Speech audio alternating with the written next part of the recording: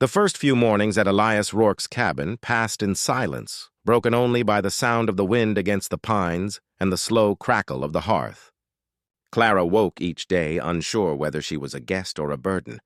Her bruised wrists ached, her body sore from nights of restless dreams. Yet each time she stirred, she found small acts of kindness waiting. A bowl of porridge left warming on the stove, a pitcher of water set neatly beside the cot, and once, even a wildflower in a chipped cup on the table. Elias spoke little. He rose before sunrise to tend the horses and returned only after the morning frost had melted. His movements were steady, deliberate, and strangely gentle for a man built like stone. When he did speak, it was with a calm certainty that made Clara feel safer than she wished to admit. By the fourth day, she gathered the courage to offer help. "I can earn my keep," she said quietly, her fingers fidgeting with the edge of her sleeve. Elias looked up from sharpening his axe. "You don't owe me anything." "I'd rather work than sit useless," she replied, eyes downcast. After a long pause, he nodded toward the house. "There's bread to bake, I suppose." From that moment, the rhythm of their days began to shift. Clara swept the floors, washed his shirts in the creek, and filled the cabin with the soft scent of baking bread. She moved with care, never overstepping, never asking too much.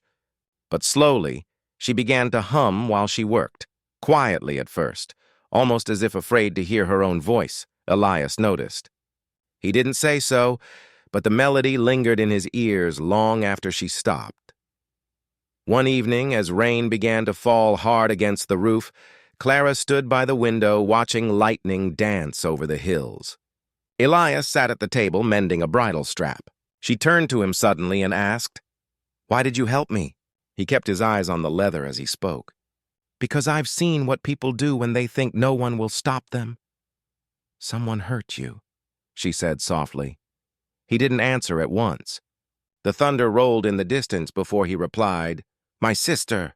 Her name was Martha. The town said she lied about the man who took advantage of her. They turned their backs on her. "She took her own life 2 winters later." Clara's breath caught. "I'm sorry." Elias set the strap down and looked at her for the first time.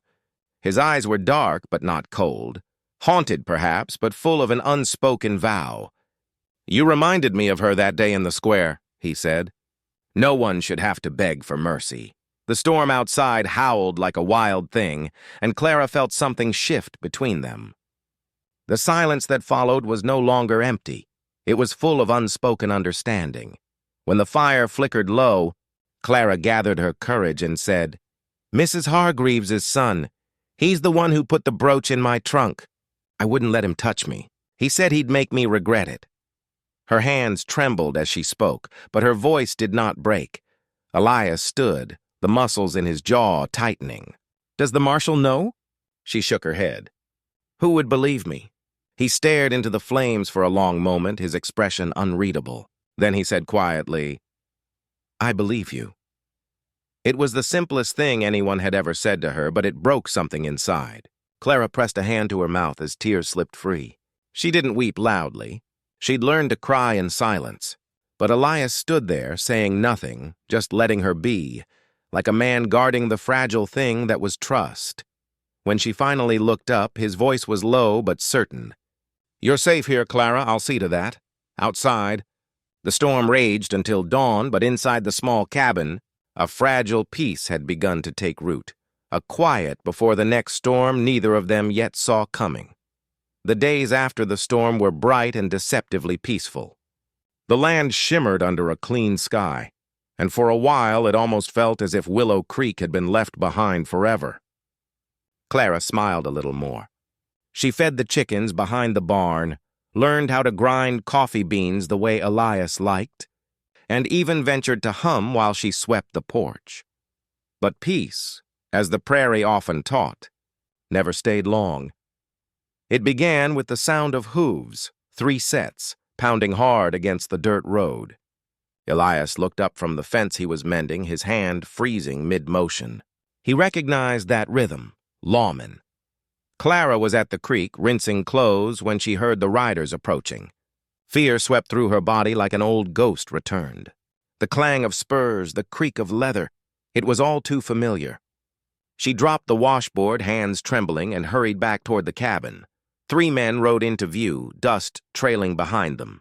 At their head was Marshal Dugan, his mustache bristling, a silver star glinting on his chest. Behind him, 2 deputies shifted uncomfortably in their saddles. "Rourke!" the marshal called, reining in his horse. "We've got business." Elias wiped his hands on his trousers and walked forward, calm but ready. "I figured you might." The marshal's eyes narrowed. "You took a fugitive out of my custody. That girl belongs to the town court." "She's not a fugitive," Elias said evenly. "She's a woman who was tied to a post without a trial." "That's how we do things when a thief's caught red-handed," Dugan shot back. "You've got no right to interfere." By now, Clara had reached the porch, pale and shaking. "Marshal," she said softly, "please, I didn't steal anything." "I swear—" "Quiet!" Dugan barked. "You can tell your lies to the magistrate." "Now come along," Elias moved between them. "She's not going anywhere."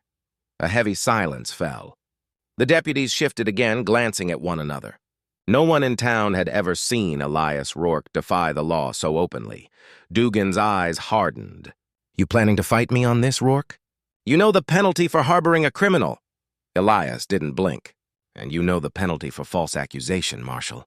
"You should have done your job before letting a crowd play executioner." The tension snapped taut as a whip.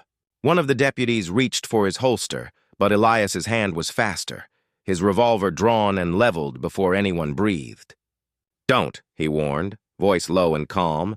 Dugan's horse sidestepped nervously. "You'd shoot an officer of the law?" "I'd defend an innocent woman," Elias said. "There's a difference."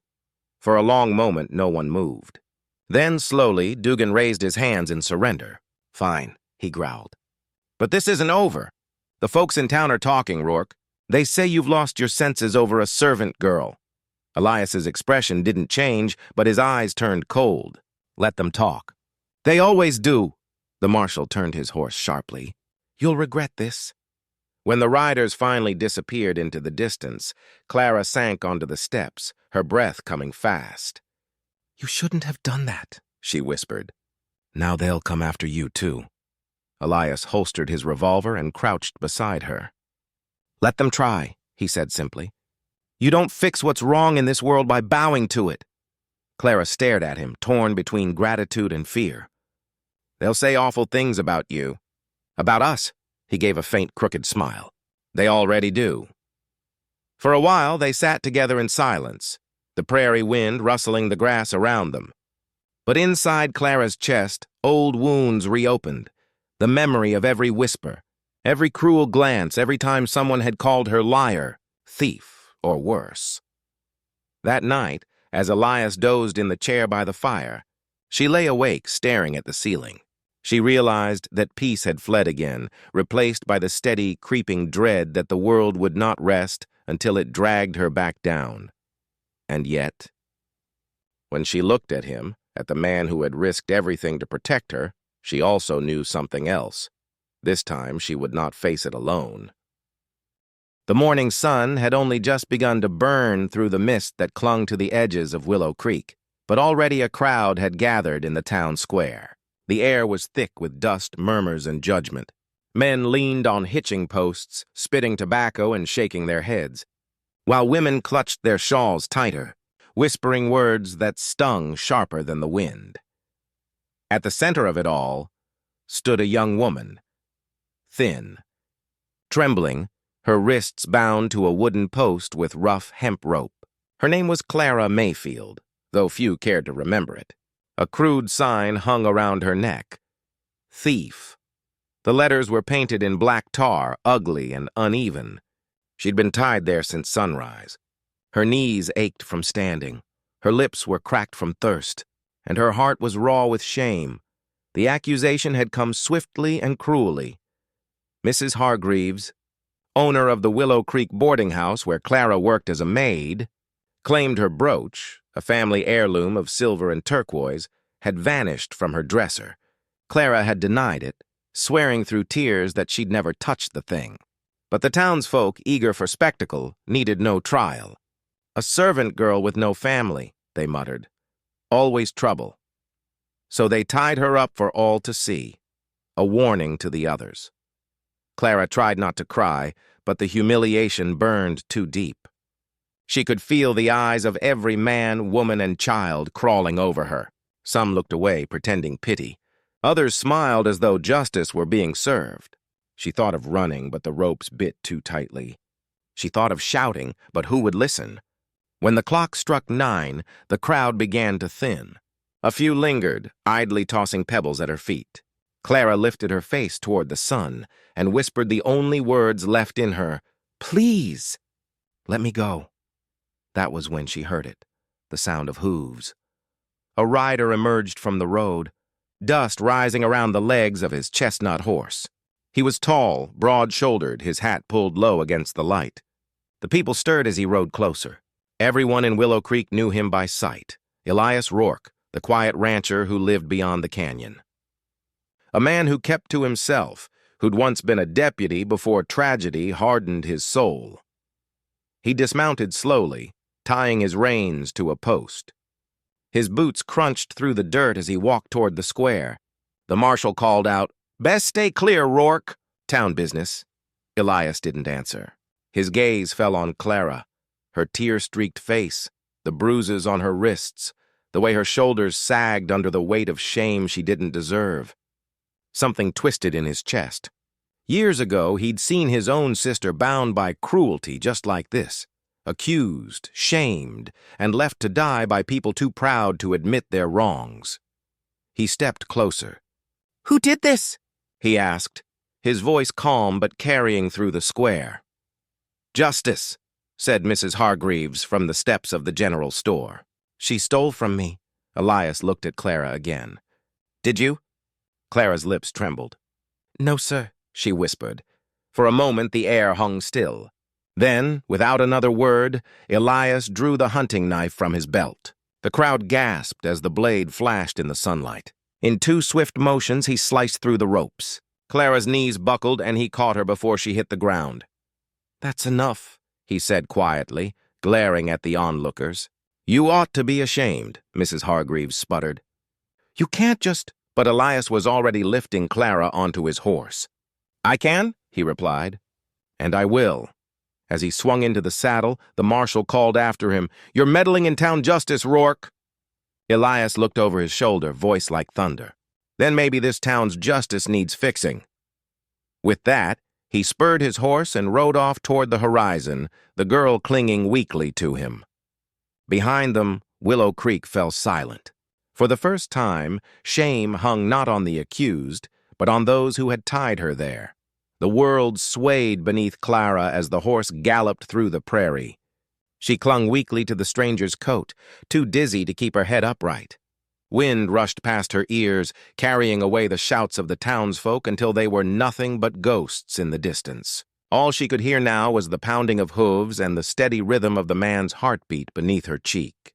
When the horse finally slowed, they were far beyond Willow Creek. The open land stretched endlessly, dotted with sagebrush and shimmering grass. Ahead stood a modest log cabin tucked beside a creek, smoke curling faintly from its chimney. Elias dismounted and reached up to help her down. "Easy now," he said. His voice was low, gravel and warmth together. Clara's legs gave out the moment her feet touched the ground, and he caught her again, steadying her gently by the shoulders. "You're safe here," he murmured. "No one will bother you." Clara wanted to speak, to thank him, but her throat felt raw. He led her inside, past a rough-hewn table, a small stove, and a shelf lined with old books. The place smelled faintly of pine and saddle oil. On the wall hung a faded photograph of a young woman with Elias's eyes, his sister, though Clara didn't yet know her name. He motioned toward a chair near the fire. "Sit." When she hesitated, he gave a faint smile. "It's all right. You've had enough orders for one day." Clara sank into the chair, trembling. The heat from the fire licked her chilled skin. Elias poured water from a kettle and set a cup before her. She wrapped her hands around it, staring down as if afraid to look up. He watched her for a long moment before asking, "What's your name?" She glanced up, startled. "Clara," she whispered. "Clara, he repeated softly as though testing the sound. All right, Miss Clara, tell me what happened. Her fingers tightened on the cup. They said I stole, but I didn't. I swear I didn't. Her voice cracked and she bit her lip. Mrs. Hargreaves found her brooch in my trunk, but I never touched it. I think her son put it there. She stopped, shame flushing her cheeks. Elias didn't press her. He could see the fear in her eyes, the way her words trembled under the weight of something darker. After a moment, he nodded slowly. You don't have to explain more tonight. You need rest. He stood and pulled a blanket from the bed in the corner, laying it across a cot near the fire. You can sleep here. I'll be outside with the horse. Clara's eyes widened. You're leaving me alone in your home? Elias's brow furrowed slightly. Why wouldn't I? She looked down again. Most men wouldn't be so kind. Something flickered in his expression, a mix of sadness and anger. Then most men are fools, he said simply. He moved toward the door but paused, hand on the frame. I meant what I said in town. You didn't deserve that. When the door shut behind him, Clara felt a tear slip down her cheek. Not from pain this time, but confusion. Why would a stranger risk the town's wrath for someone like her? Outside, Elias sat by the dying light of the fire pit, sharpening his knife with slow, deliberate strokes. His mind replayed the sight of her tied to the post, the same helplessness he'd seen years ago in his sister's eyes. He had failed one woman once. He would not fail again. Inside, Clara lay awake on the cot, listening to the creek's murmur through the window. For the first time in a long while, she felt something stirred deep within her chest. Not fear, not despair, but the faintest spark of safety. And when she finally drifted to sleep, her lips moved silently in the darkness. Thank you, stranger with the knife. The next morning dawned gray and heavy, the kind of sky that seemed to press low upon the earth. Elias saddled his horse in silence, his movements deliberate, his jaw tight. Clara stood in the doorway, clutching her shawl. She wanted to speak, to ask where he was going, but fear held her still. Finally, she whispered, You're going back, aren't you? Elias didn't answer right away. He tightened the strap on the saddle, then said quietly, They won't stop, Clara. The marshal. The Hargreaves family. They'll keep coming until the truth's plain to everyone. But they'll twist it, she said, stepping toward him. They always do. You can't fight the whole town. He turned then, his gaze steady and unreadable. Maybe not. But I can make sure they think twice before hurting you again. Before she could reply, he mounted his horse and tipped his hat. Lock the door. I'll be back by sundown. She watched him ride away until he disappeared beyond the ridge, his figure swallowed by the rolling plains. The emptiness that followed was sharp and cold. Elias rode hard for Willow Creek, his mind a storm of fury and resolve. He'd lived long enough to know how the world worked. Men like the Hargreaveses never faced consequences unless someone forced them to. He was done watching good people be broken. By the time he reached the town, the sun was high. The main street buzzed with the usual crowd, men lounging outside the saloon, women gossiping on porches. Conversation stopped as Elias dismounted. The townsfolk parted silently as he strode toward the saloon doors. Inside, laughter died the moment he entered. Tom Hargreaves, Mrs. Hargreaves' son, leaned against the bar with a smirk, a glass of whiskey in hand. Well, well. The hero rancher returns, he drawled. Come to defend your little thief again? Elias's voice was quiet, but it carried through the room. I came to clear her name, Tom chuckled. You can't clear what's already dirty. Without a word, Elias walked past him, up the stairs to the boarding rooms. The crowd followed with curious murmurs. He kicked open Tom's door and began to search. Drawers, shelves, trunks. Within minutes, his hand closed around something cold beneath a pile of clothes. A silver and turquoise brooch. Gasps rippled through the onlookers. Elias held it up high, his jaw clenched. Seems justice missed a spot. Tom's face drained of color. That doesn't prove... Elias stepped forward, his voice low and dangerous. You planted it on her, didn't you? When Tom tried to shove him, Elias caught him by the collar and slammed him against the wall. You think you can shame a woman and walk free? He growled. Not in my town. Not again! The marshal, drawn by the noise, burst in just in time to see the brooch glinting in Elias's fist. Dugan's eyes went wide. "Is that—" "It is," Elias said, "and you're going to make this right." The next morning, news spread like wildfire. The marshal had verified the brooch's ownership and taken Tom into custody for theft and false accusation. The town buzzed with uneasy whispers, some angry, some ashamed. But for Clara, the damage was done. Her name might be cleared on paper, but gossip ran deeper than justice. When Elias returned that evening, she met him on the porch, her eyes red but steady. "You did it," she said softly. "You proved the truth." Elias dismounted and nodded. "You can go back if you want. No one will call you a thief again," she shook her head slowly. "Back? To the people who tied me up and watched me cry?" Elias looked away, guilt flickering in his eyes. "You deserve a fresh start, Clara, not a prison made of whispers." She took a step closer. "Then let me start here." He froze, the words sinking in. "I can cook, clean, help around the ranch," she said. "It's not charity if I work for it." After a long silence, Elias nodded once. "All right," he said quietly. "But on one condition, no more bowing your head." "You've got nothing to be ashamed of." And with that, under the fading gold of sunset, a promise passed between them, unspoken but binding. He had freed her from the town's rope, but now she would have to learn to live free of its shadow. Autumn crept gently across the prairie. Mornings came wrapped in mist, and the fields beyond Elias Rourke's ranch turned the color of honey and rust. For the first time in years, Clara Mayfield began to wake without dread tightening her chest. The nightmares still came sometimes, the jeering crowd, the coarse rope, the word thief echoing in her mind, but daylight chased them faster now.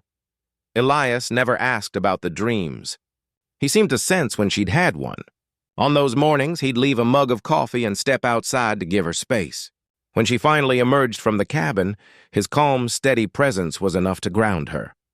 In time, Clara began to move with quiet purpose. She mended curtains, scrubbed the wooden floors until they gleamed, and baked bread so fragrant it carried through the open windows to the barn. Sometimes she caught Elias watching her from the porch, his hat tipped low to hide a smile. "Careful," he teased one afternoon as she pulled a pie from the stove. "You keep cooking like that, I might never let you leave." Her cheeks flushed, but her voice held a spark of playfulness. "Who says I'd want to leave?" The silence that followed was gentle, almost shy. Elias looked away first. Evenings on the ranch became their favorite time. They'd sit by the hearth, the room bathed in amber firelight, and talk in slow, halting fragments about things neither had spoken of before. Clara told him about her mother, who died when she was 10, and the long years spent serving strangers. Elias shared memories of his sister, Martha, the way she'd laugh at his clumsy dancing, the wildflowers she'd press between pages of her Bible. "I wasn't there when she needed me," he said once, staring into the flames. "I was too busy working, trying to make a life worth something. When the town turned on her, I thought someone else would step up." Clara's heart ached at the quiet torment in his voice. "You can't carry all that alone," she whispered. He glanced at her then, the firelight catching in his gray-blue eyes.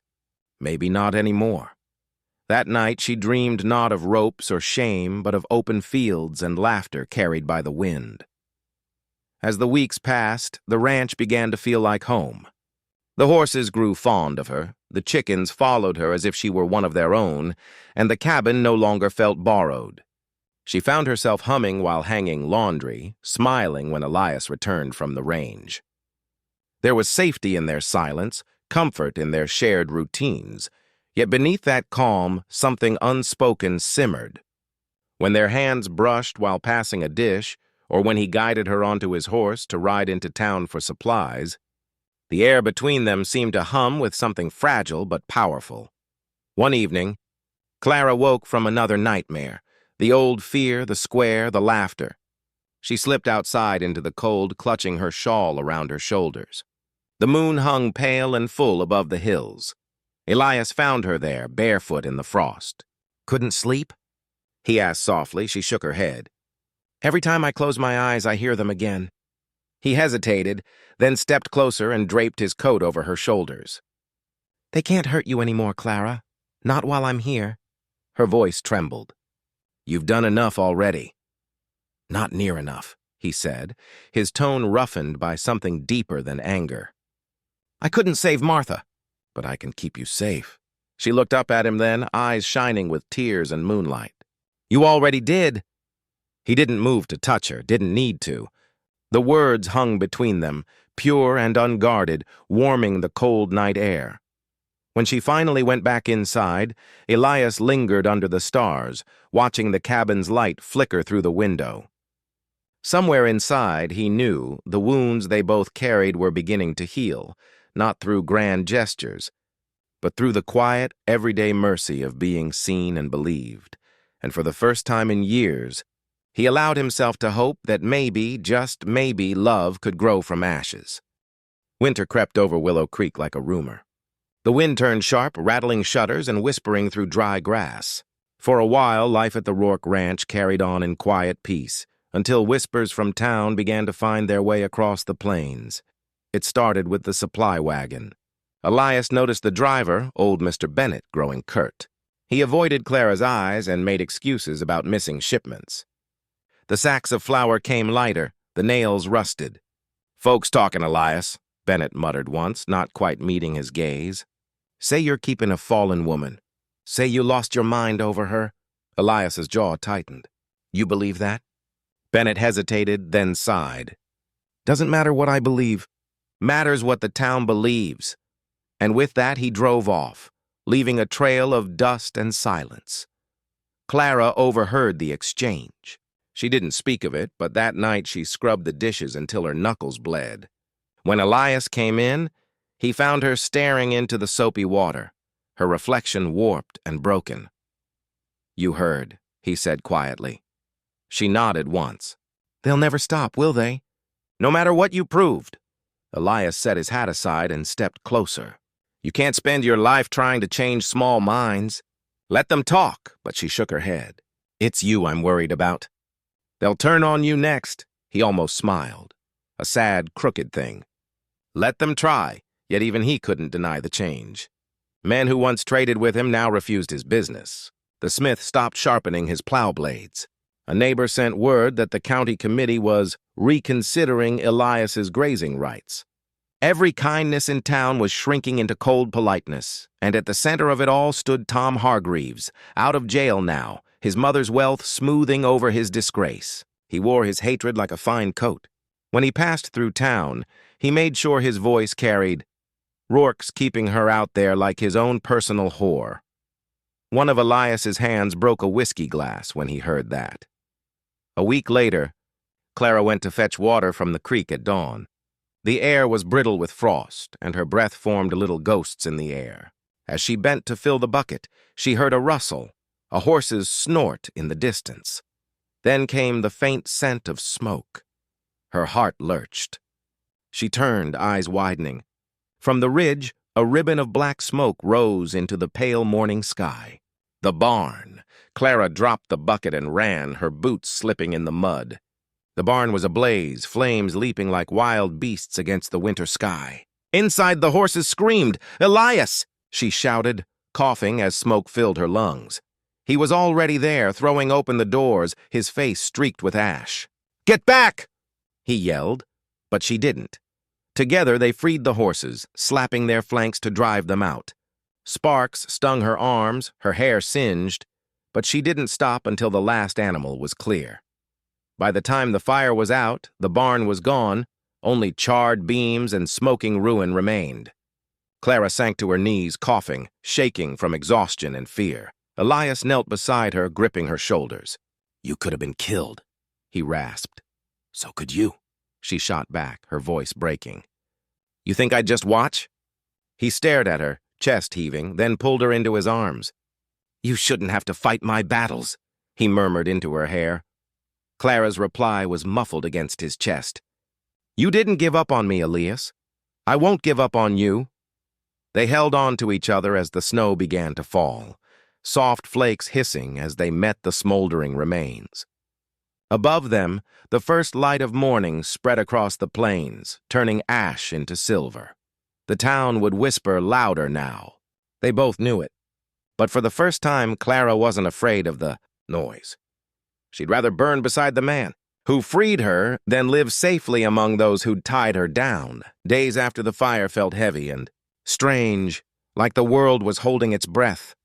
The smell of smoke clung to everything: clothes, walls, hair, even the bread Clara baked to make the cabin smell like home again.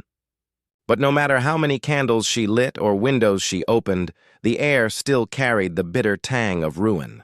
Elias rebuilt the barn with his own hands. Every swing of his hammer echoed with anger. Anger at the men who'd done it, at the town that looked the other way, and maybe, deep down, at himself for not being able to protect her from their hate. Clara helped where she could, bandaging his burned palms and steadying the ladder when he worked past dusk. But she saw the toll it was taking on him. His jaw was always clenched. He barely spoke.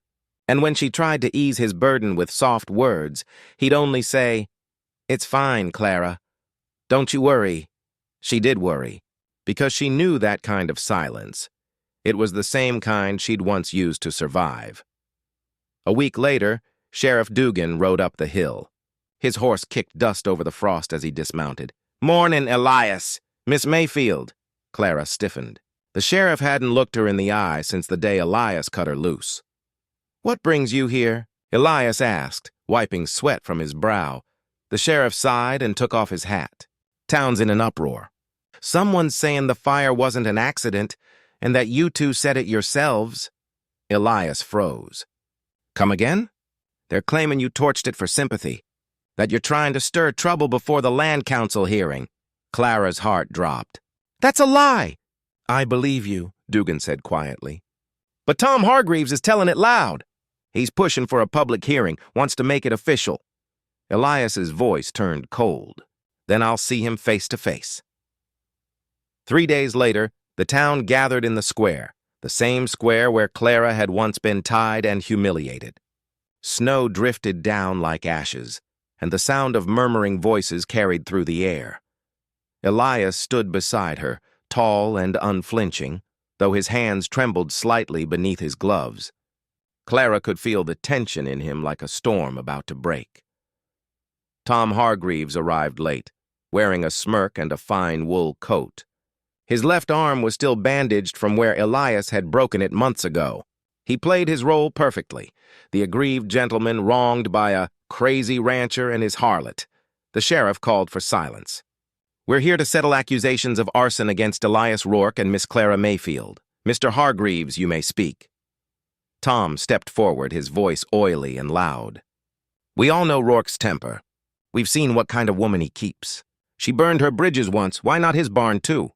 A murmur rippled through the crowd. Clara felt every gaze like a knife.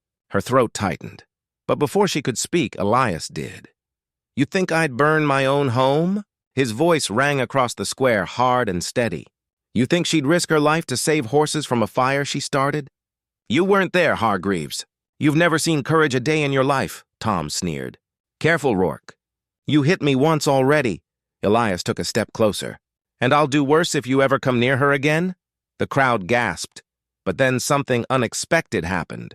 Old Mr. Bennett, the supply driver, spoke up. "I saw smoke before sunrise that day. Came from the ridge behind your place, Tom. Looked like someone riding away fast." The murmurs turned to whispers. Uncertain now, doubtful. Sheriff Dugan cleared his throat. "That'll be enough. Until we've got proof, this hearing's closed. But I'll remind folks, spreading false witness carries its own penalty." Tom's face twisted. But he said nothing as the sheriff turned him away.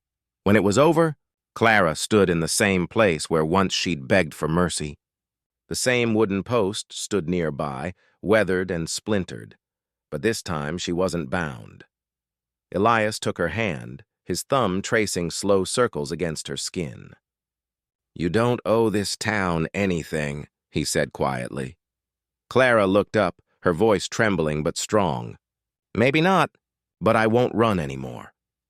And as they walked away together through the falling snow, the whispers faded behind them, like echoes losing their power at last. The wind came down from the mountains, sharp as a blade, carrying the scent of snow and pine. Winter had tightened its grip on Willow Creek, and with it came a silence too deep to trust. After the hearing, Elias and Clara returned to the ranch, but peace did not follow. Word spread that Tom Hargreaves was gathering men, drifters, ranch hands loyal to his family name. He'd been humiliated before the whole town, and humiliation in a man like Tom always turned to violence. Elias knew it was only a matter of time. He spent the next days in the barn he'd rebuilt, oiling his saddle, checking his rifle, sharpening the hatchet. Clara watched him from the doorway, her hands twisting in her apron. "You're going after him, aren't you?" she asked. Elias didn't look up. "He won't stop. Not after this. And I won't have you sleeping every night wondering when he's coming." "Then I'll go with you." He turned, eyes fierce. "No, you stay here. Lock the door. If anything happens—" She stepped closer, her voice trembling but resolute. "I've been hunted before, Elias. I won't be left behind again," he wanted to argue. But when he saw the fire in her eyes, the same fire that had kept her alive when the whole town turned on her, he knew she wouldn't yield, so he nodded once. Then we ride at dawn. The morning came gray and cold. Frost silvered the grass, and the world felt like it was holding its breath. Clara wore Elias's old coat, too large for her, and a scarf that smelled faintly of smoke and cedar. She rode behind him, her hands gripping his waist as they crossed the frozen fields. They found Tom's camp before noon, deep in the canyon near the old silver mine. 3 men lounged near a fire, their laughter echoing off the rock walls. Tom stood apart, leaning against a boulder, his pistol resting easy on his hip. Elias dismounted, every muscle in his body coiled tight. "You set my barn on fire," he said flatly. Tom smiled, slow and mocking. "Prove it," Clara's voice cut through the cold. "You almost killed the horses, Tom. You could have killed me." He turned toward her, his expression twisting. "Should have finished the job. Would have saved this town the trouble." Before Elias could move, Tom's hand went for his gun. The next moments blurred, the crack of a pistol, the scream of startled horses, the smell of gunpowder. Clara dove to the ground as Elias's bullet struck Tom's hand, sending his gun spinning into the snow. But one of Tom's men fired back, grazing Elias's shoulder. He stumbled, blood seeping through his coat. Clara scrambled to his side, grabbing the fallen rifle. Her hands shook, but her aim was steady. "Enough!" she cried. "No more!" The men froze. Something in her voice, raw and desperate, cut through the chaos. Tom fell to his knees, clutching his bleeding hand. His face, once smug and untouchable, was pale with fury. "You'll regret this, Rourke. You think the law's on your side?" Elias leveled his rifle at the man. "The law had its chance. Now you're gonna leave this county and you're never coming back." Tom spat blood into the snow, but when he saw Clara still aiming the rifle, his defiance cracked. "Fine," he hissed. "You can rot in this God-forsaken valley for all I care." He climbed onto his horse with his injured men, and by the time they disappeared over the ridge, the only sound left was the wind howling through the canyon. Elias sank to one knee, clutching his shoulder. Clara tore off her scarf to press against the wound. "You're bleeding bad," she whispered, her voice breaking. He winced but managed a half-smile. "I've had worse. You nearly died," she said. "For me." He met her eyes, voice low and rough. "No, Clara, for us." She leaned into him, her breath trembling against his chest. The world around them was still, snow, silence, and the faint smell of smoke. For the first time, she realized that the fire they had survived had burned more than wood and walls. It had burned away fear, shame, and everything false between them. And what was left, raw, fierce, and fragile, was something neither of them had dared to believe they'd ever find again. Snow fell thick and silent over Willow Creek that night, blanketing the land in a hush so deep it felt almost sacred. The ride back to the ranch was long and cold. Elias swayed in the saddle, pale from blood loss, but he refused to let Clara stop to rest. Only when the cabin came into sight did his strength give out. She caught him before he hit the ground. Inside, Clara built a fire with trembling hands, tearing the hem of her dress to bind his shoulder. The room glowed gold against the storm outside. When she finally sat beside him, her own body shaking with exhaustion, she realized she was crying, silent tears that she hadn't even noticed. "You should rest," Elias murmured weakly. Her hand tightened around his. "Don't you dare tell me what to do right now." A ghost of a smile flickered across his face. "You're bossy when you're scared." "I'm alive when I'm scared," she whispered. "And you almost weren't." He squeezed her fingers, his eyes finding hers through the dim light. "You saved me, Clara, again." She shook her head. "You saved me first." For a long while they sat in silence, two broken souls stitched together by the same firelight that once separated them. Outside, the storm howled, but inside, peace began to take root. The following days passed in slow rhythm. Elias healed, though stubbornly, and Clara nursed him with a gentleness born from deep gratitude. She fixed his meals, changed his bandages, read to him from an old Bible she'd found on the shelf. At night, when his fever rose, she sat by the hearth, whispering prayers she hadn't spoken since childhood. The ranch, though scarred, began to breathe again. The horses returned to their stalls, the hens began to lay, and the land, like them, seemed to be finding its strength after ruin. One morning, Elias stepped out onto the porch, his arm still bound in linen, but his posture tall. The sun had broken through the clouds, turning the snow into a field of diamonds. Clara joined him, wrapping a shawl around her shoulders. "Looks like a new start," he said softly. She smiled faintly. "It feels strange. Not being afraid anymore." He turned toward her, eyes steady. "You don't ever have to be." For a moment, neither spoke. The air between them was heavy with everything they'd left unsaid. The pain, the forgiveness, the quiet, growing love that had bloomed from their shared suffering. Finally, Clara said, "When you cut that rope in the square, I thought you were just being kind. I didn't know you were saving my life." Elias looked at her, his gaze tender and unflinching.